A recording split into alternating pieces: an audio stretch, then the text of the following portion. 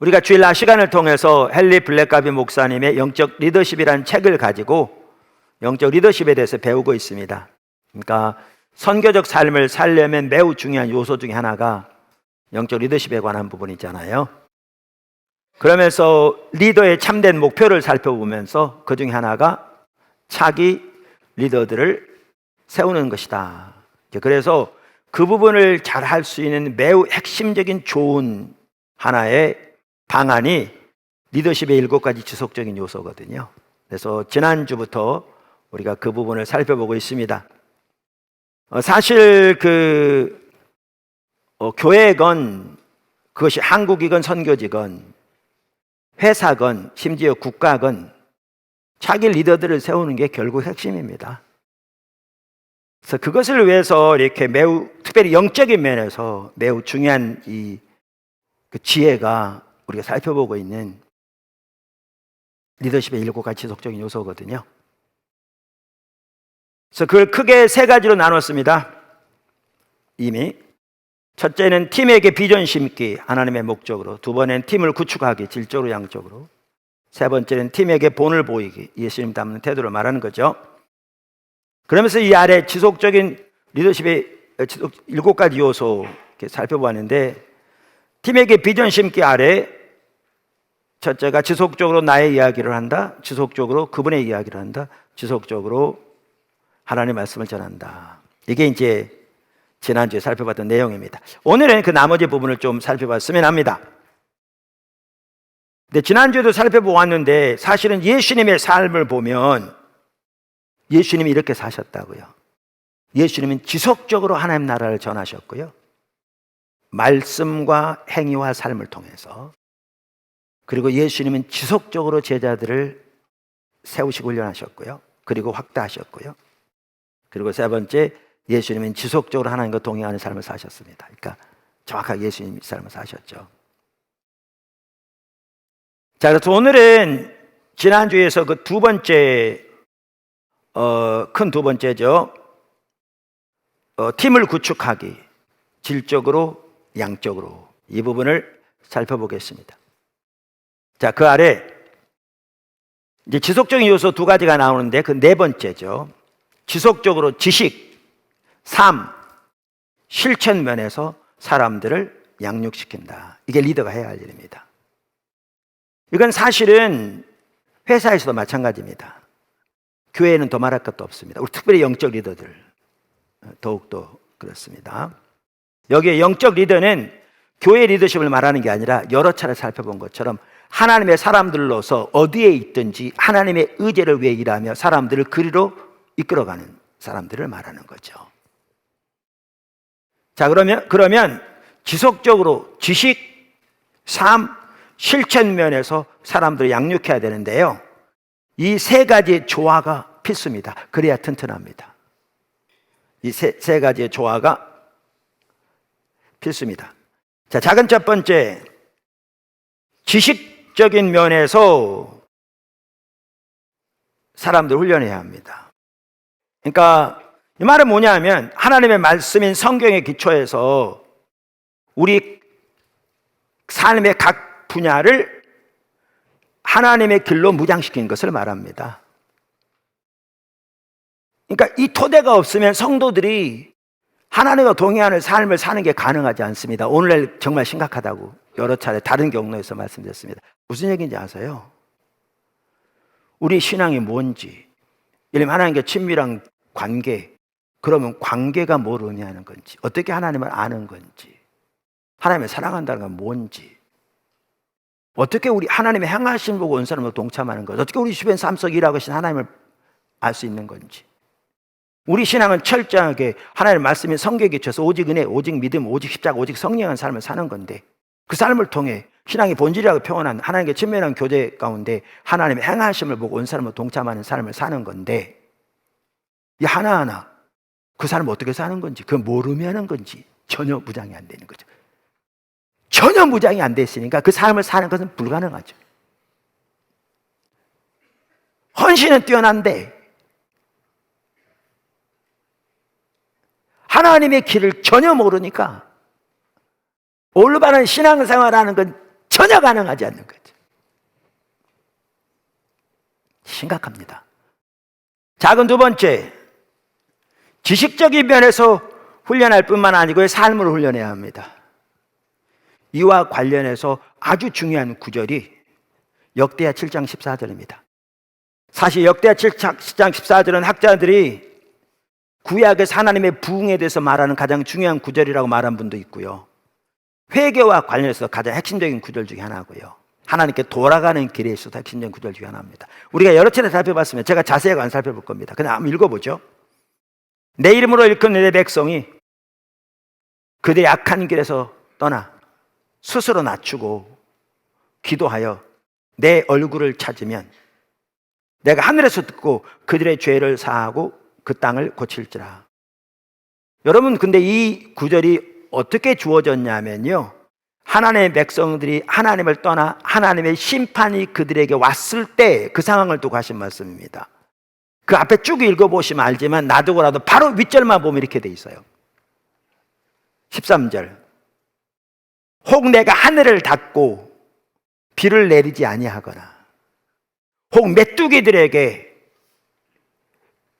토산을 먹게 하거나 혹 정염병이 내 백성 가운데 유행하게 할 때, 하나님의 백성들이 하나님을 떠난 거로 하나님의 심판이 그들에게 임해서 하나님의 살아있는 생명의 역사들은 그들의 삶 속에 철저하게 거치고 그들의 삶 속에 하나님의 심판의 열매들이 가득할 때, 그 중에 일부를 말하고 있는 거죠.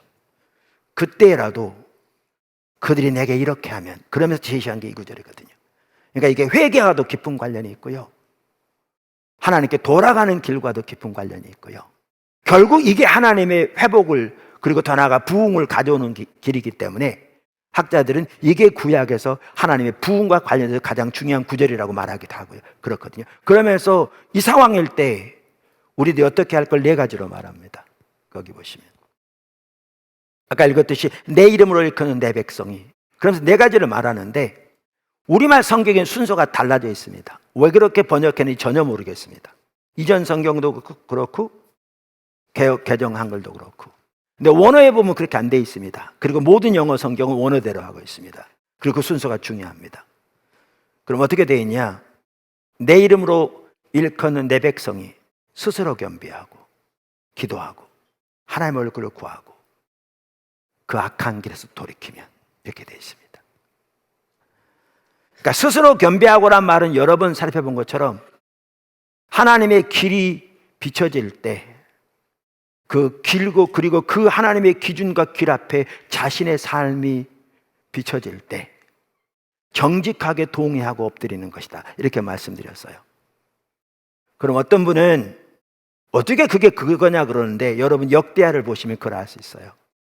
왜냐하면 요시야가 그렇게 하나님 앞에 엎드렸더니 하나님이 그 조상 때부터 내려오는 그들의 죄와 우상 숭배로 인해서 그 나라를 심판할 것이지만 요시야가 하나님 앞에 스스로 겸비하였기 때문에 그가 살아있는 동안에는 심판을 유보할 것이라고 말씀하시거든요. 실제로 그렇게 하셨거든요. 그런데 그의 어떠한 행동을 두고 하나님이 그에게 그가 스스로 겸비했다고 말씀하셨는지를 보면 지금 제가 말씀드린 그 의미인 것을 명확하게 볼 수 있어요. 성경 전체를 보아도 확실하고요. 사실 여기도 배우고자 하는 자세입니다. 핵심입니다. 중심에 그게 있어야 하나님의 말씀이 정직하게 증거될 때 하나님께서 마음을 열어 그 말씀의 빛 앞에 비춰진 자신의 현실을 깨닫게 하십니다. 하나님을 떠나 있는 자기의 모습, 하나님의 기준에서 천리말리 벗어 있는 자신의 실체, 현실. 그러면 정직하게 동의하고 하나님, 제가 잘못했습니다. 주님이 옳습니다. 제가 잘못했습니다. 라고 엎드리는 게 스스로 겸비함입니다. 근데 여기서 끝나는 게 아니고 기도하고 하나님의 얼굴을 구하되 어디까지 가야 돼요? 그 악한 길에서 돌이키는 데까지 나가야 합니다. 하나님의 길을 떠나 세상의 방법대로 살아가는 게 악한 것이라고 성경은 말하고 있잖아요.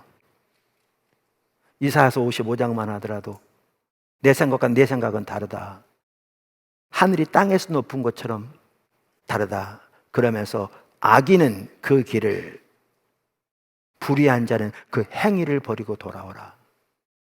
이걸 보면 자기 길, 자기 방법, 세상의 길, 세상의 방법을 따라 살아가는 게 악인이고 불의한 자인 걸 볼 수 있거든요. 그리고 주님께 돌아가려면 그 돌이켜야 되거든요. 여기 보시면 우리 신앙은 삶입니다. 우리 신앙은 삶입니다. 그 다음에 작은 세 번째, 우리가 지속적으로 사람들을 양육해야 되는데 지식, 삶뿐만 아니라 실천 면에서 해야 합니다. 실천. 그러니까 실제로 그렇게 하는 것을 가르치면, 제가 예를 들면 쉬워요. 여러분 스카이다이빙 아시죠? 그럼 어떤 사람이 스카이다이빙을 한다 그러면, 배운다 그러면 잘못되면 목숨을 잃을 수 있으니까 얼마나 철저하게 교육시키겠어요? 이럴 때 이렇게 합니다. 뭐 뛰어내릴 때 이렇게 하고, 이렇게 자세는 이렇게 했죠. 반복적으로 또 물어보고 또 익숙해지도록. 그런데 아무리 훈련을 많이 받아도 실제로 올라가 뛰어내리지 않으면 이만큼도 안 배운 거예요. 동의하세요? 저희가 미국에서 공부하면서 세 주에 걸쳐서 공부했거든요. 이제 학교들을. 캘리포니아에 있었고요, 텍사스에 있었고요, 뉴저지에 있었고요. 가는 곳마다 제 아내는 운전면허 시험, 필기 시험을 항상 합격했거든요. 근데 운전은 전혀 못했어요. 왜냐하면 필기 시험을 합격하면 이제 옆에 운전 면허증 가진 사람이 가르치면 돼요. 뭐 학원 보내면 되지만 그건 돈이 너무 비싸니까 상상도 못하고, 그럼 제가 가르쳐줘야 되는데 제가 시간이 없어, 못 가르치는 게 바쁘니까. 그래서 세 주에 갈 때마다 필기 시험은 합격했는데 운전은 전혀 못했거든요.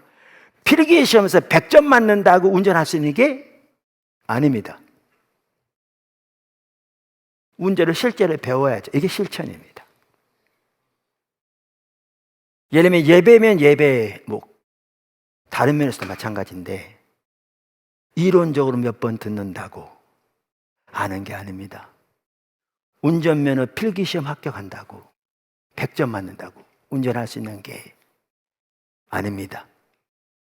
그래서 모든 사람들을 지속적으로 훈련하되 귀에 있는 대로 지식, 삶, 실천 면에서 훈련해야 합니다. 그럼 우리 또 입장에서는 각자 우리가 지속적으로 배우되 지식, 삶, 실천 면에서 배워야 합니다. 그리고 다른 사람을 그렇게 인도해야 합니다. 할렐루야. 자, 큰 두 번째가 팀을 구축하기, 양적으로 질적으로 였는데요. 자, 그 아래 이제 두 번째죠. 큰 다섯 번째 지속적인 요소. 지속적으로 인프라를 구축하고 그것을 확장시킨다. 지속적으로 인프라를 구축하고 그것을 확장시킨다. 이게 예수님이 하셨던 방법이기도 해요.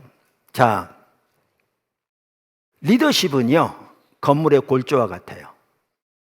그런데 여러분 가끔 이렇게 건물 보면 철골로 이렇게 건물 짓는 거 있잖아요. 그럼 그 건물이 얼마나 튼튼한 건지, 얼마나 클 것인지는 그 골조가 결정해요. 나머지는요, 갖다 붙이면 돼요, 거기다가. 교회 똑같아요. 교회 똑같아요. 그 교회가 얼마나 크고 얼마나 튼튼할 것인가는 리더십이 결정해요. 그러니까 인프라와 같이. 그러면서 그 리더십의 적정한 수준을 많은 분들이 5분의 1이라고 그래요. 이게 파레토의 법칙이라고 하는 건데요. 그 헨리 블랙감 목사님 책에도 나올 거예요. 파레토의 법칙이라는 건 무슨 말이냐면 이런 뜻이에요. 어느 조직이건 그 조직의 5분의 1에 해당하는 사람들이 그 조직의 일의 80%를 하고요. 5분의 4를 하고 나머지 5분의 4에 해당하는 사람들이 5분의 1을 감당한대요. 일반적으로 어느 조직이든지. 그래서 전체적 리더는 그 5분의 1에 즉 80% 일을 감당하는 5분의 1의 사람들에게 자신의 80%의 역량을 줘야 되고요. 나머지 20%의 일을 감당하는 그 5분의 4에게 자신의 20%의 영향을 좋아한다는 거예요. 이게 파레토의 법칙이에요. 예수님이 그렇게 하셨거든요. 예수님 당연히 오는 많은 군중들에게 복음을 전하셨습니다. 근데 예수님이 가장 많은 시간을 투여한 것은 3명의 제자들에게 하시고요. 그 다음에 많은 시간을 투여하신 것은 12명의 제자들에게 하셨고요. 70명, 120명 이렇게. 저는 이렇게 얘기하거든요. 특별히 교회 같은 경우에, 영적 조직 같은 경우에, 회사도 영적 리더십을 키우려면 마찬가지라고 생각하고요. 저는 리더들은 좋은 밭에서 나와야 한다. 저는 이렇게 주장한 사람이거든요. 그러니까 광고 시간에 좀 나눴듯이 오늘날 국내외적으로 많은 목회자들이 제가 가서 집회를 인도하고 설교할 때 다 옳다고 말한다니까 엄청 은혜를 받아요. 또 거기서 많은 회개도 일어나요. 도전도 받고요. 물론 시간이 필요할지 모르지만 그런데 문제는 뭐냐 하면 하나님의 길이 그러하기 때문에 선택의 여지가 없이 교회를 그렇게 세우기 위해서 집중적으로 하나님의 길을 전해서 모든 성도들이 그렇게 근본적으로 돌이켜서 주님을 따를 수 있도록 거기까지 못 나간다니까요. 그렇게 못하는 가장 주된 이유가 뭐냐 하면 우리 성도들 어려서 이렇게 하면 시험 들까 봐 그래서 못 나간다니까요. 근데 매우 그럴듯하지만 전혀 예수님의 방법이 아닌 거죠. 예수님은 사랑이 없어서 그렇게 하셨겠냐고요. 그분이 전하신 하나님 나라 메시지 보셨어요? 뿐만 아니라 왜 좋은 밭, 왜 길가, 왜 가시밭, 왜 돌밭이 있겠어요? 예수님이 하나님 나라의 말씀을 정직하게 전하셨기 때문에 그것을 듣고 반응한 사람이 4종류가 있었다는 얘기잖아요.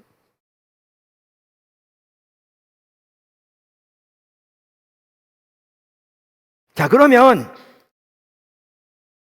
제가 좋은 밭에서 리더들이 나와야 한다는 말은 이런 말이에요.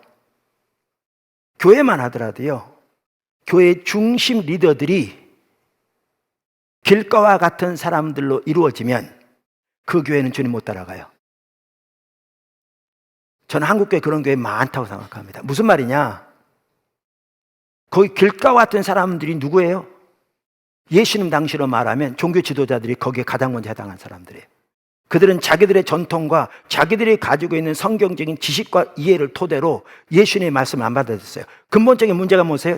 굳은 마음처럼 딱딱한 길가처럼 굳어 있어서 배우고자 하는 자세가 없는 거죠. 그러니까 그들이 가지고 있는 작은 지식과 전통에 따라서 예수님 말씀 이리 쪼개고 저리 쪼개고 대적하니까 처음부터 끝까지 하나님을 대적했지. 그러면서 하나님을 위에서 산다고 하면 하나님을 대적했지. 이만큼도 말씀을 받아들이지 않았죠. 그러니까 사탄이 그 말씀 가져가 버렸더라고요. 오늘날도 이런 사람이 중심이 된 교회에 적잖아요. 그러면 나름대로 종교적인 모양과 나름대로 종교심에 뛰어날지 몰라도 바리새인이 그랬던 것처럼 그 안에 팀 켈러 목사님이 표현대로 복음의 능력이 역사하는 교회는 가능하지 않아요.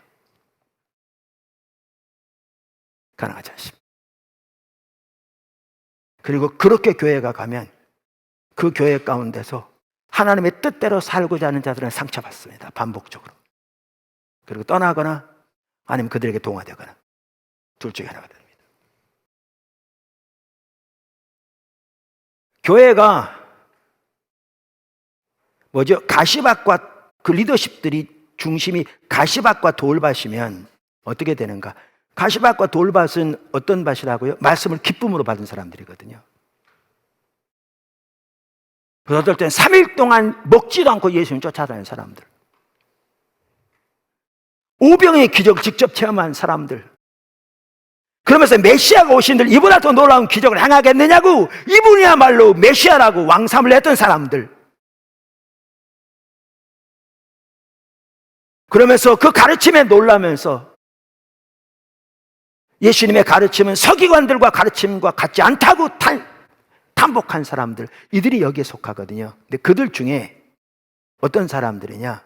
이렇게 은혜를 받고 이렇게 열정적으로 쫓아다니고 이렇게 감탄하고 이렇게 놀라운 말씀을 듣고 놀라운 능력과 역사를 경험했는데 문제는 뭐냐 하면 가시밭은 세상에 대한 집착이 안 내려진 사람들이고 돌밭은 그 말씀을 대가가 요구될 때 그 말씀을 버려버리는 자들이죠. 중심이 옳지 않기 때문에 다 할렐루야 하면 좋은데 기꺼이 대가를 지불하고 주님을 따르려고 하지 않는 자들입니다.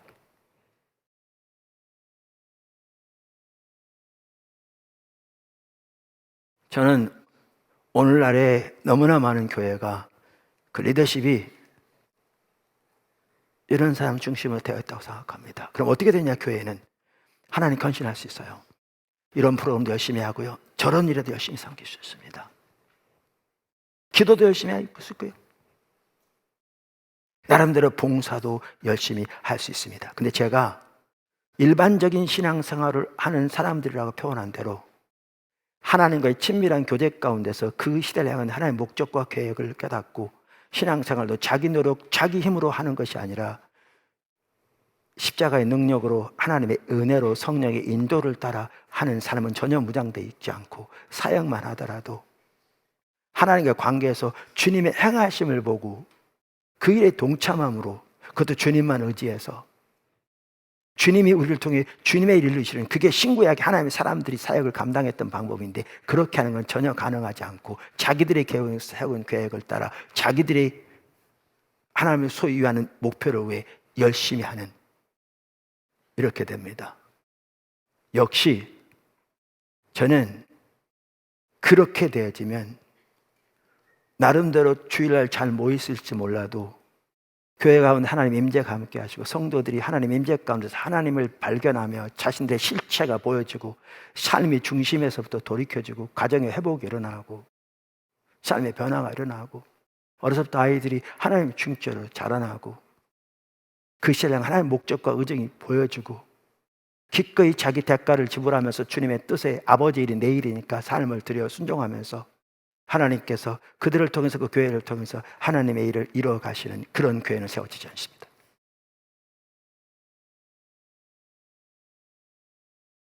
안 세워집니다. 해보십시오.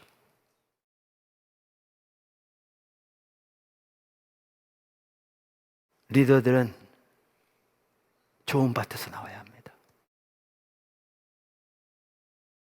좋은 밭 듣고 깨닫는 자니. 한 예를 들면 예수님께서 하나님 나라는 숨겨진 보화와 같으니 어떤 사람이 발견함에 모든 걸 팔아 그 밭을 샀느니라. 너희는 나를 누구라 하느냐 그랬더니 예수님께서 베드로가 주님 그리스도시요 살아계신 하나님의 아들이십니다. 이 구절 읽을 때 오늘날 너무나 많은 사람들은 베드로의 고백이 성경에 나와 있는 예수님에 관한 지식을 고백한 거라고 생각하기 쉬운데 어리석은 겁니다. 그 당시엔 시약 성경이 쓰여지기 전이었거든요. 이 말은 그 말이 아니고 베드로는 예수님 안에서 메시아 하나님의 아들을 보았습니다. 숨겨진 보화를 본 거죠.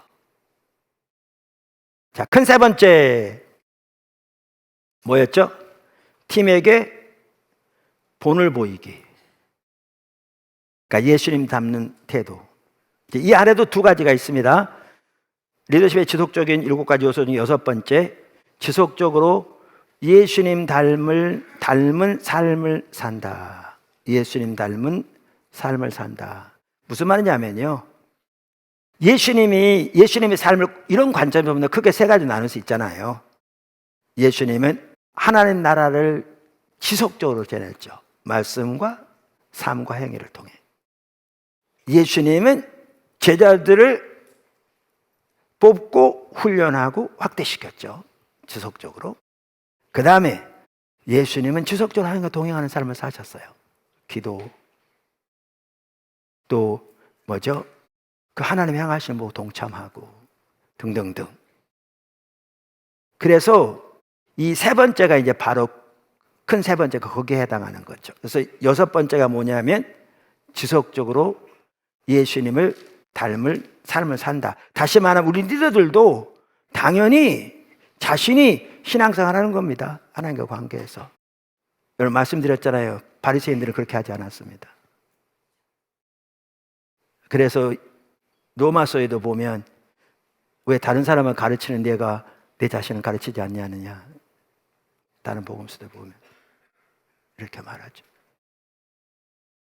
지속적으로 하나님 얼굴을 구하고 하나님 예배하고 묵상과 기도, 또 선지자적 기도, 또 전도, 기도 사역 등 자신이 애통함 가운데 주님과 동행하는 삶을 사는 게 6번째입니다.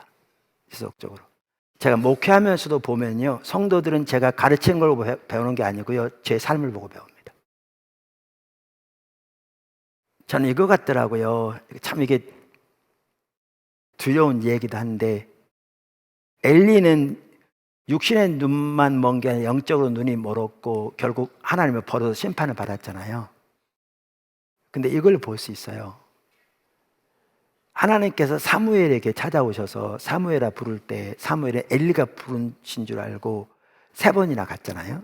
그때 엘리가 내가 아니야 가자. 그런데 3번째 왔을 때 하나님이시란 걸 깨닫고 그가 사무엘에게 이렇게 하나님 앞에 말하고 엎드려라. 그러니까 하나님의 음성을 듣는 올바른 자세를 가르쳐 줬어요. 그리고 사무엘은 엘리의 가르침 그대로 해서 그때부터 하나님과 관계가 열린 거잖아요. 근데 이 얘기를 보면 뭐냐 하면 엘리도 과거에는 하나님의 음성을 들었던 거예요. 근데 지금은 더 이상 그렇게 하고 있지 않죠. 사무엘은 어려서부터 그가 잠을 자는 곳이 언약궤 앞이었어요. 주님의 임재 가운데.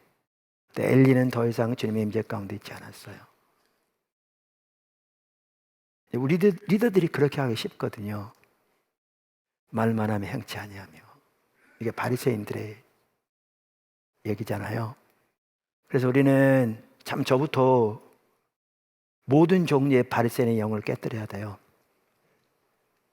진정한 리더가 되려면 지속적으로 6번째 해야 되는 것이 예수님 닮은 삶을 살아야 돼요. 애통함 가운데. 할렐루야.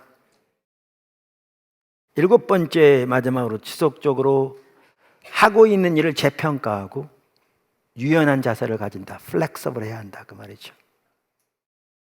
다시 말하면 하나님께서 이 시대에 어떤 일을 하고 계시고 어디로 움직이고 계신가를 주시해 보고 그 하나님의 인도하심에 적극적으로 따라가야 돼요. 인내가 필요해요. 무슨 말이에요? 이 말이에요. 자, 우리가 리더십을 배울 때 성취자하고 리더는 다르다고 그랬잖아요. 그러니까 예를 들면 십자가 복음의 삶. 자, 우리 신앙은 율법주의, 기복신앙, 인본주의가 아니고 무엇보다 하나님과 친밀한 교제고 아까도 말씀드린 대로 그리고 신약 성경에 의하면 철저하게 하나님의 말씀인 성경의 토대에서 오직 은혜, 오직 믿음, 오직 십자가, 오직 성령에 대한 삶을 사는 거잖아요. 이 삶을 통해서 하나님을 알고 존재를 다 사랑하며 하나님의 향하심을 온 사람을 동참하는 삶을 사는 거잖아요. 이 전체적인 신앙이 가장 기본적에서 재책 십자가의 복음에 이렇게 잘 정리해 놓았잖아요. 자, 그러면 이것을 지적으로 배울 뿐만 아니라 그대로 실제로 살기를 추구하고 주님 앞에 그게 안 되니까 애통하고 주님의 도움을 구하고 그럼 어떤 사람들은 다른 사람도 어떻게 이 삶을 실제로 살았는가 이 삶을 살기 위한 내가 모르는 하나님의 길은 뭔가 그래서 찾고 배우고 두드리고 하다 보면 이제 하나하나 주님 안에서 그 삶이 실제로 경험되어지고 자라나게 되는 거죠. 그리고 하나님과 관계 더 깊어지고 그 실제 삶의 열매들이 내 삶 속에 나타나기 시작해요. 그래서 이 삶을 살면서 그 열매가 실제로 내 삶 속에 나타나는 사람이 그게 성취자입니다. 근데 아직 리더는 아닙니다. 이게 성취자예요. 근데 이렇게 사는 사람이 예수님의 대이임이 그거잖아요. 먼저 살고 가르치라고 그런 것처럼 살 뿐만 아니라 다른 사람을 가르쳐서 그 사람도 그대로 실제로 살도록 인도해야 그게 리더입니다. 그래서 하나님의 관점에서는 리더는 성취자 중에서만 나옵니다. 진정한 리더는. 그런데 자신이 이렇게 하나님의 얼굴을 지속적으로 구하며 하나님의 길을 배우기를 추구하며 하나님의 길이 깨달아진 대로 삶을 조정하고 회개하고 돌이키고 그렇게 나아가면서 그 삶을 실제로 경험하고 자라나고 하나님과 관계가 깊어지고 열매가 나타나는 거, 이것도 어려운데요. 시간이 걸리는데 이게 영어로만 이건 one thing, 한 가지 일이라면 다른 사람을 가르쳐서 그들도 실제로 그렇게 살도록 인도하는 것은 완전히 다른 일이에요. 네, 여기까지 가야 할 리더예요. 네, 교회, 포도나무 교회만 하더라도요, 교회가 이렇게 세워지는 게 하루아침에 세워지지 않아요. 그러니까 제가 1991년 9월경에 하나님의 얼굴을 구하는 사람을 돌이키셨다고 그랬잖아요. 그래서 집중적으로 하나님의 얼굴을 구하기 시작했죠. 그러면서 하나님께서 94년경에 하나님 의도하신 바가 안 되니까 저에게 처음부터 다시 시작하라고 해서 교회를 그대로 사임하고 포도나무 교회가 세워진 거거든요. 그래서 우리 창립 기념일이 95년 부활주일이에요. 그래서 내년 부활주일이 30주년이에요. 특별 행사를 또 준비하고 있는데, 그러면서 포도나무 교회 2년째 되는 해 그야말로 중직들이라고 할 수 있는 분들 중심으로 전체 성도 40%가 교회를 떠났어요. 교회가 거의 없어질 뻔했어요. 그러나 하나님의 길이 보이고 비전이 보이니까 선택의 여지가 없이 주님만 의지해 나왔더니 이제 하나님의 길을 보이는 사람들이 모여들기 시작하면서 교회가 자리를 잡고 세워지고 하나님이 이제 통해서 이렇게 저렇게 역사하기 시작하셨어요. 여기까지 보면 처음에 주님의 길로 돌이킬 때부터 여기까지 교회가 어느 정도 세워지고 하나님이 그 자리를 잡고 하나님의 일들이 이제 나타나기 시작. 여기까지 참 7년 걸렸어요. 성경에 뭐 몇 년 걸린다 그건 없어요. 또 그렇게 말하는 건 잘못된 거죠. 그러나 오늘 내가 그렇게 돌이킨다고, 오늘 내가 내 삶 속에 하나님의 열매가 나타나고, 오늘 내가 상대방이 가르친다고 그 상대방이 내일부터 당장 열매 맺는 거요? 그거 불가능해요. 되지 않아요. 그걸 염두에 두는 것 필요해. 인내가 필요해. 오늘 당장 안 세워준다고 내가 뭐 잘못됐구나 집어치우자 이런 건 아니라고 볼 수 있다고. 시간이 걸린다고. 근데 문제는 뭐냐면 5년이 가고 10년이 가고 20년이 가는데 전혀 변화가 없다. 심각한 문제인 거죠. 심각한 문제인 거죠. 저 같은 경우도 주님을 집중적으로 찾을 때 사역은 확장되지 않았지만 주님의 임재는 곧바로 회복되고 주님의 통치는 제 삶에 회복되고 성경에서 하나님 백성들을 위해서 하신다고 하는 생명의 역사들 곧바로 회복되더라고요. 특별히 저희 피로 같은 경우에는요, 우리의 피로 생각만 해도 하나님이 채우셨어요. 전혀 얘기하지 않아도. 자, 이렇게 우리가 인내는 필요할지 몰라도 시간이 걸린다는 것은 염두에 둘지 몰라도 분명한 한 가지는 우리가 하고 있는 것을 지속적으로 재평가하고 유연한 자세를 가진 게 매우 중요합니다. 그러니까 여러분 오이코스 리더고 위원회고 여러분이 속해 있는 오이코스, 여러분이 속해 있는 위원회 재평가해야 합니다. 자, 이제 마지막 요약입니다. 일이 없이, 그러니까 팀에게 비전 심기가 없이 팀을 구축하게 하고 그 다음에 예수님 닮는 삶을 산다. 사실 2번, 3번만 있는 것도 대단한 거죠. 근데 일이 없이 2번, 3번만 없으면 어떻게 되냐? 향방 없는 리더십이 됩니다. 여러분, 우리나라 목회자 중에 지금 젊은이들 좀 다를지 몰라도 제 또래나 저 위에 또래, 제 약간 아래 또래, 이 또래에서는요 이런 얘기 많았어요. 넥타이 안 벗고 잠잔다고. 목사님들 열심히 했습니다. 심지어 많은 목사님들은 성도들 가만 놔두면 병든다고 뭔가는 프로그램 만들어 소위 세상 말로 뺑뺑이 돌린다고 하는 막 그렇게 하는 경우도 있습니다. 뭐 이런 전도 프로그램 마구 이웃중 초청해서 어떻게 사람 모으고 그 자체가 잘못됐다는 게 아니라 뭔가를 열심히 합니다. 문제는 뭐냐면 1번이 없으면 어디로 가는지를 모르는 겁니다. 제가 늘 말하는 대로 태평양에서 부지런히 노를 줬는데,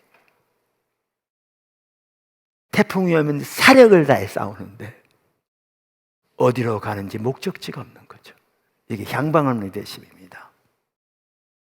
개인이건 교회건 회사건. 두 번째, 그러니까 이가 없이 1번과 3번 있는 것도 너무나 귀해요. 그런데 이가 없으면 팀을 구축하고 인프라를 구축하고 확대시키는 것이 없으면, 이가 없으면 정체적 리더십 됩니다. 스태그넌트, 정체적 리더십 됩니다. 여러분, 리더십이 계속 세우지 않으면 정체됩니다. 오이코스만 하더라도 새로운 사람 안 들어지면요 정체됩니다. 맨날 똑같은 사람끼리만 모여서 맨날 똑같은 얘기하고 맨날 똑같은 사람 기도 사회가 없이 되는지, 심지어 찬양만 하더라도요 새로운 찬양이 필요합니다. 새 노래로 찬양하라 그러잖아요. 나 무엇과도 주님을 바꾸지 않으리, 다른 어떤 은혜 구하지 않으리. 그 찬양 있잖아요. 우리 그 수십 번 수백 번 불렀어. 수십 번 불렀어도요 그 찬양 가지고 온 마음으로 주님 찬양할 때 너무나 좋았습니다. 주님만이 내 삶의 열망이시니 주님만 사랑하기 원합니다. 근데 아무리 좋은 찬양이라도요 계속 그것만 하면 영혼이 없어집니다. 정체돼요. 그래서 비슷한 내용일지 몰라도 새로운 찬양이 필요해요. 새 노래로 찬양하는 게 여러 가지 의미가 있지만 그 부분도 분명히 포함돼요. 두 번째가 없으면 정체됩니다. 스태그넌트 리더십이 됩니다. 세 번째, 자, 1번과 2번도 있어요. 매우 귀한 거죠. 그 자체만 있는 것만 해도. 우리 자칫하면 1, 2, 3 아무것도 없을 수 있는데 1번과 2번이 있는데 3번이 없다.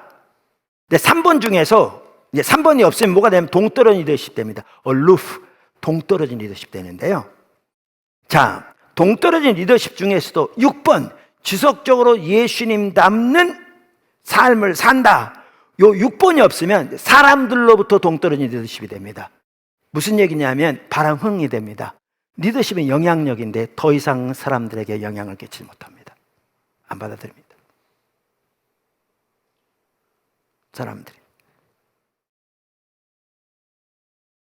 그 헨리 빌레카 목사님 책에 보면 이런 내용이 있어요. 리더십에 대한 설명에서 사람들이 이렇게 딱 가고 있어요.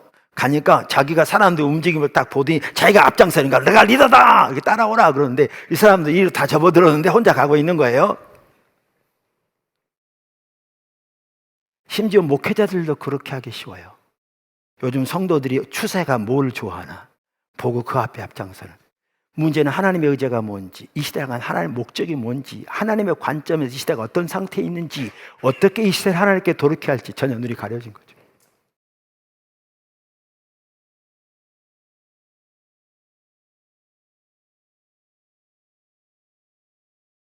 아까 1번과 2번 갔는데 7번째 재평가하고 유연한 자세랄까, 이게 없으면 어떻게 되냐면 환경으로부터 동떨어진 리더십이 돼요. 하나님은 지금 저기서 움직이고 계신데 여기 고집하고 있는 거죠. 우리가 어느 기도원을 빌려서 오래전에 다음 세대 워십 캠프 하고 있었어요. 근데 그 기도원에 금요일 날 가까운 어느 교회에서 와서 철야기도 하고 있더라고요. 몇 명이 모여서 주여 삼창하고 기도하는데 제가 보면 정말 애처롭더라고요. 손가락질 하지 마십시오. 제 얘기 뭔 얘기인지 들어보십시오. 수가 적어서 그렇다는 게 아니에요. 무슨 얘기냐면 우리가 과거에 주여 삼창하고 부르짖어 기도할 때 뜨겁게 기도하면서 하나님께서 움직이시고 하나님께 삶이 헌신되고 변화되는 기간도 있었어요. 과거에. 때로는 육신적인 치유도 일어나고 회개도 일어나고 삶의 결단도 일어나는 시대가 있었어요. 근데 지금은 그게 전혀 일어나지 않는데 모양만 고수하고 있어요. 너무너무 애처롭게. 리더십의 7가지 지속적인 요소, 저에게도 더 배우기 원하신 것 같아요. 아까 나눈 대로 주님이 우리나라의 철저히 십자가 복음의 토대한 교회가 세워지도록 우리가 더 적극적으로 섬기기 원하신 것 같아요. 그러기 위해서 일꾼들도 양성len에게 원하시고요. 그래서 제가 거기에 더 신경 쓸 거예요.